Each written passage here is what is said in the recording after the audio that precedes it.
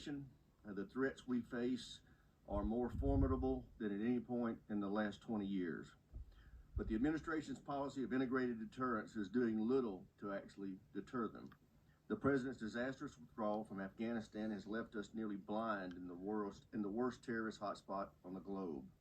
North Korea is lobbing ICBMs over Japan and threatening us with nuclear annihilation on a near weekly basis. And Iran continues to fund and equip terrorists targeting Americans. Last week, 1 American died and 7 were wounded when the Ayatollah's terrorist proxies attacked our base in Syria. We continue to sit by and watch as his regime aggressively pursues nuclear weapons.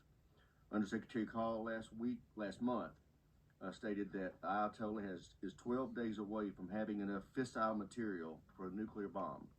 We absolutely cannot allow that to happen.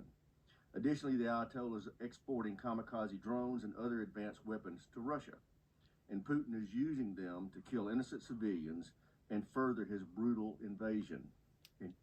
Brutal invasion, really?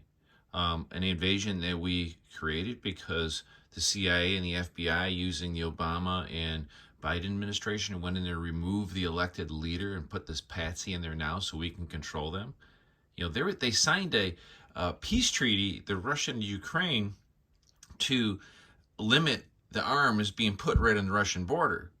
Ukraine violated that, and we're pumping all this billions of dollars of weapons into Ukraine.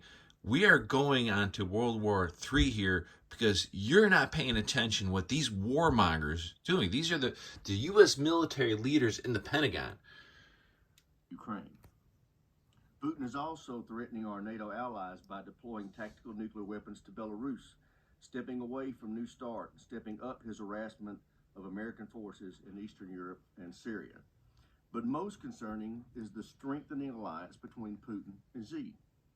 Putin is literally fueling the Chinese Communist Party's strategic...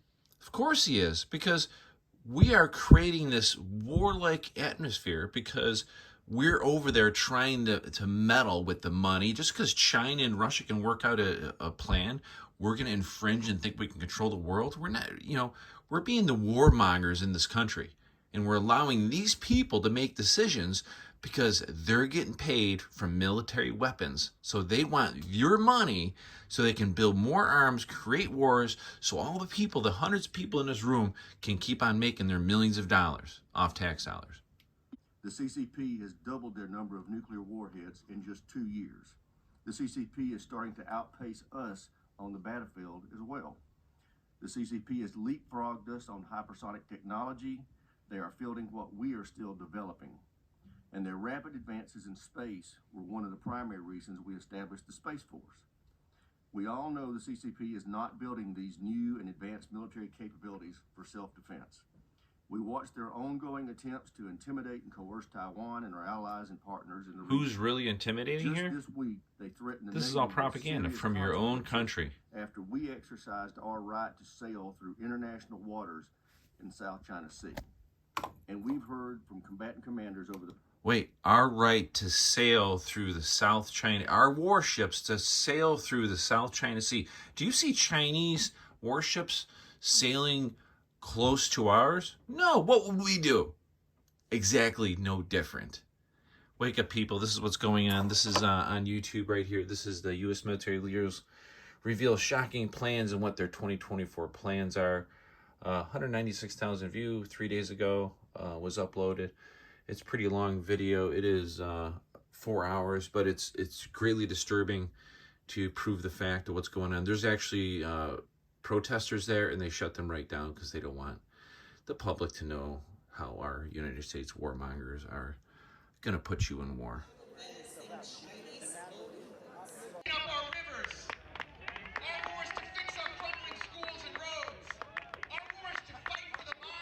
Of another economic crisis.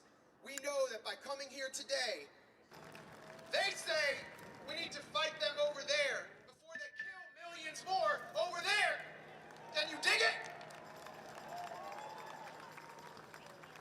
Nicaragua, Palestine, Iraq, Sudan, Yemen. We will, the difference between our government these days and for me it was really my part in the whole in the Ron Paul revolution. Military aid is not helping anything, and it's become a proxy war. The United States basically has economic interests, and they see Europe as the big prize, but Ukraine as a stepping stone. I think the best thing to do is to always talk. I feel like NATO has been a force for destruction and aggression since its inception, since the 1950s, and since the collapse of the Soviet Union. They've had absolutely no role, no purpose for its existence, other than to expand and create a new mandate for its existence. And I think that Americans still don't understand the danger that NATO poses for the world, including the United States.